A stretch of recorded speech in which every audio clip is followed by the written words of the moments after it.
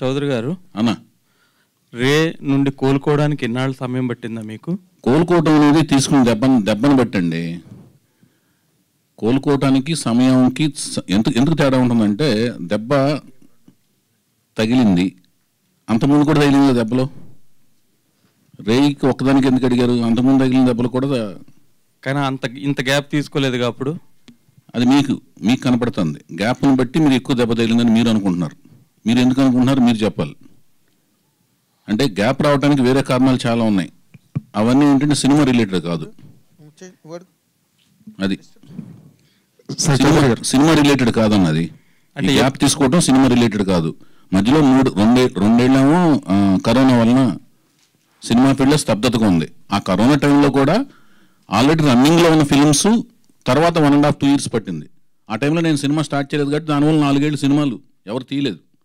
Corona టైంలో తీయని వాళ్ళందరూ కూడా 4 ఏళ్ళు ఆగిపోయారు. అది 4 ఏళ్ళు తీసేయచ్చు. నేను రేయి వలన రేయి తర్వాత 4 ఏళ్ళు గ్యాప్ ఉంది. అందులో 2 ఏళ్ళు గ్యాప్ జెన్యూను, 2 ఏళ్ళేమో నేను రేయి సినిమా ఎఫెక్ట్ 2 ఏళ్ళు ఉంటుంది, 1.5-2 years. నాకు సినిమాకి 2 years గ్యాప్ జనరల్ కావాలి. నేను రెడీ అయ్యాను, రెడీ అయ్యే టైంకి కరోనా వచ్చింది. అంటే ఇప్పుడు ఎన్నాళ్ళ నుండి కథానాయకుడిని వెతుకుతున్నారు మీరు?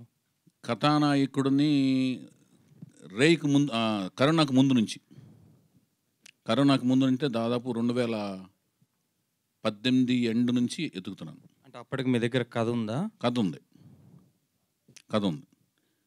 కథలోని రూపాలు మారుతుంటాయి. కథ వాళ్ళు అనుకున్నాను అనుకోండి, ఇప్పుడున్న కథకు కూడా రేపెల్లుండు దానిలోని చేంజెస్ చేసుకుంటూ ఉంటాం. ఇప్పుడు కేజీఎఫ్ సినిమా వచ్చిందండి. కేజీఎఫ్ అనేది ఒక ట్రెండ్ అనుకుంటే నెక్స్ట్ కాంతార కథ వచ్చి మీకు చెప్పాను అనుకోండి, మీరే ప్రొడ్యూసరు. మా కేజీఎఫ్ టైంలో కాంతార కథ చెప్తున్నాడు ఇంటర్వ్యూడు, పూనకం అంటున్నాడు, అడవిలోకి వెళ్ళి మాయమైపోతాను అంటున్నాడు. ఎలా చూస్తారు ఈ సినిమా? వీడి కదా పిచ్చి పట్టింది అనేసి మీరు ఒప్పుకోరు. అది కేజీఎఫ్ ట్రెండ్లో ఉంటే కాంతార లాంటి కథ చెప్పి మనుషులు ఈ రోజుల్లో మాయమైపోవటం ఏంటి? అడవిలోకి వెళ్ళి పిచ్చి పట్టింది ఇలాంటి కథలు చెబుతున్నాడు అనుకుంటారు. కానీ థియేటర్లో కూర్చొని చూస్తేనే దాన్ని ఊహించలేరు. ఇన్వెస్టర్ దాన్ని ఊహించలేడు. డైరెక్టర్ కెన్ ఇమాజిన్, ఆ తర్వాత ఇన్వెస్టర్ కెన్ ఇన్వెస్ట్, లేకపోతే డైరెక్టర్ కెన్ ఓన్లీ ఇన్వెస్ట్. నా సినిమాలకు ఎక్కువ శాతం నేనే ఇన్వెస్టర్, నేనే క్రియేటర్.